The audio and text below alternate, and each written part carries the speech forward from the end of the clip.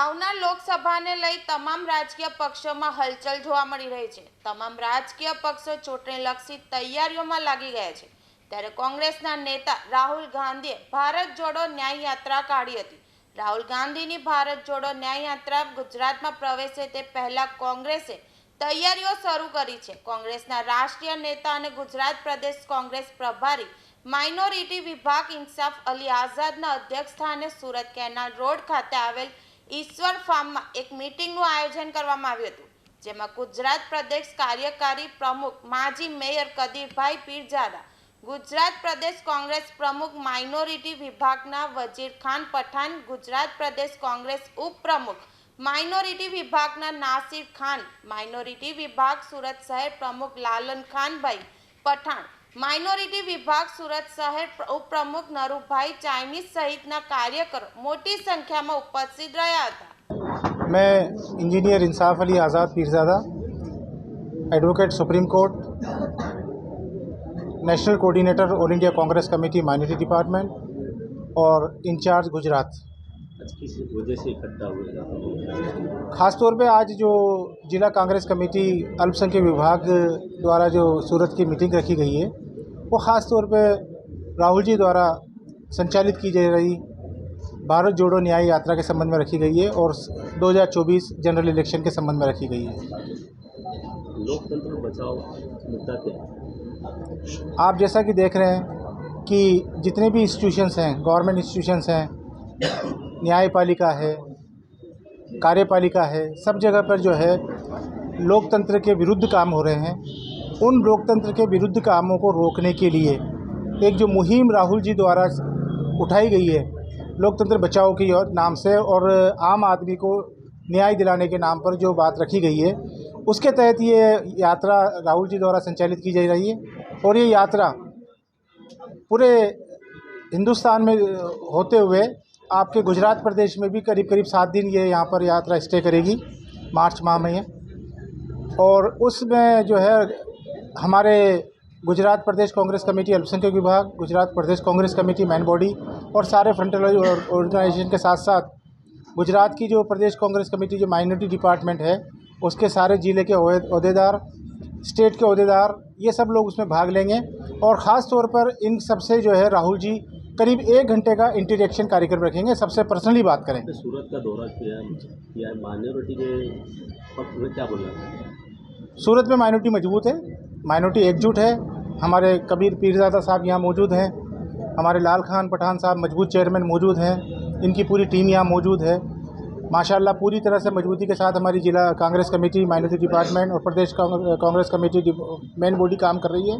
कोई हमें दिक्कत नहीं है, पूरी मजबूती से काम कर रहे हैं। आने वाले 2024 के चुनाव को लेकर आपका क्या है? आने वाले 2024 का चुनाव परिवर्तन का चुनाव होगा और 2024 का चुनाव परिवर्तन की लहर लेके आएगा। और इस हिंदुस्तान से जो ये सरकार भ्रष्ट और निकम्मी सरकार जो काम कर रही है, उससे हिंदुस्तान की जनता को छुटकारा मिलेगा। और कांग्रेस के शासनकाल में कांग्रेस की नेतृत्व में राहुल जी को पीएम बनाने के लिए हमने वादा किया है और हम उस मुहिम में लगे हुए हैं। कांग्रेस सरकार माइनॉरिटी को लेकर कुछ योजनाएं बना रही है? कांग्रेस सरकार जिस दिन से कांग्रेस का गठन हुआ है, ख़ास तौर पे माइनॉरिटी के लिए ही काम कर रही है। और माइनॉरिटी में ख़ास तौर पे आप बात करें तो सिर्फ मुस्लिम्स नहीं है, हमारे जैन समुदाय के लोग भी उसके अंदर आते हैं, बुद्धिस्ट भी आते हैं, सिख भी आते हैं, क्रिश्चियंस भी आते हैं। इन सब कास्टों के लिए माइनॉरिटीज़ का मतलब अल्प, जिसे आप गुजरात की भाषा में कहते हैं लघुमती विभाग। ये लघुमती विभाग लघु लोगों का विभाग है, जिसके लिए कांग्रेस शुरू से जो है पूरी मेहनत और पूरी ईमानदारी से काम करती आ रही है और उनका अपना हक दिलाने का काम कर रही है। आपने सुना है सच्चर कमेटी के बारे में। सच्चर कमेटी की पूरी रिकमेंडेशंस माइनॉरिटी को डेवलप करने के लिए है और उस सच्चर कमेटी में बताया गया है कि माइनॉरिटीज़ की पोजीशन हिंदुस्तान में किससे भी बदतर है, ये बताने की आवश्यकता नहीं है। Kadir Pirzada, working president Gujarat Congress, former mayor Surat. આજે ગુજરાત લઘુમતી ડિપાર્ટમેન્ટ તરફથી સુરત અને આજુબાજુના તાલુકા જિલ્લાના લઘુમતી ડિપાર્ટમેન્ટના કાર્યકર્તાઓની એક સભા એટલા માટે રાખવામાં આવી કે રાહુલ ગાંધીની ન્યાય યાત્રા ગુજરાતમાં અને ખાસ કરીને સાઉથ ગુજરાતમાંથી જ્યારે પસાર થાય ત્યારે તમામ લોકો એમાં જોડાય. અને યાત્રાનો હેતુ આપણને ખબર છે, 5 મુદ્દા આપણે જાણીએ છીએ અને ન્યાય માટે, લોકોના હક માટે, અન્યાય જે થઈ રહ્યો છે, બેરોજગારી છે, અનએમ્પ્લોયમેન્ટની સામે જે યુથને જે ગુસ્સો છે, આ તમામ મુદ્દાઓને લઈને રાહુલજી ચાલી રહ્યા છે. લોકોનો ભારે ઉમળકા સાથે રાહુલજીનું સ્વાગત થઈ રહ્યું છે. એ જ દિશામાં અહીંયા આવ્યા છે. અમારા ઓલ ઇન્ડિયા માઇનોરિટી ડિપાર્ટમેન્ટના ઇન્ચાર્જ ઇન્સાફ અલી સાહેબ અહીંયા હાજર છે. લાલખાન જિલ્લાના હોદ્દેદારો, તાલુકાના હોદ્દેદારો, અમારા સૌરાષ્ટ્રના આગેવાન ઇરફાન પીરઝાદા સાહેબ તમામ અહીંયા ઉપસ્થિત છે. અને આ જ મેસેજ છે કે જે યાત્રા આવે તેને આપણે વધારે સારી રીતે, મજબૂત રીતે બહાર આવીને એ રાહુલ ગાંધી જે મુદ્દા માટે લડી રહ્યા છે એમાં આપણે સુર પુરાવીએ. યાત્રાને લઈને કોંગ્રેસ પાર્ટીની તૈયારી થઈ છે. કોંગ્રેસ પાર્ટીના તો આ બાબતમાં લગભગ જિલ્લાવાર તાલુકામાં 70 સંમેલન થયા. અહીંયા લગભગ મેં હમણાં સાઉથ ગુજરાતની વ્યારામાં મિટિંગ કરી. તમામ x MPO, x MLA, leaders બધા હાજર હતા.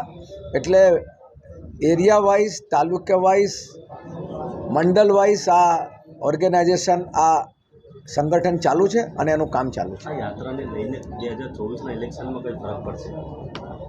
એકચ્યુઅલી રાહુલજીના શબ્દોમાં કહું તો યાત્રા ઇલેક્શનને કારણે નથી કાઢી, લોકોના ન્યાય માટે કાઢી છે. ઇલેક્શન લોકશાહીનો ભાગ છે, પ્રોસેસ છે. એટલે નેચરલી ઇલેક્શન પર એનો ઇમ્પેક્ટ પડે, પણ મૂળ આ જે કામ છે, ત્યારે ભારત જોડો યાત્રાનો એક પાર્ટ જ્યારે હજારો કિલોમીટર ચાલ્યા ત્યારે પણ, અને અત્યારે જે યાત્રાનો હેતુ છે તે પણ માત્ર ને માત્ર હિન્દુસ્તાનમાં ચાલતા અન્યાયની સામે ન્યાયની લડત છે. Thank you.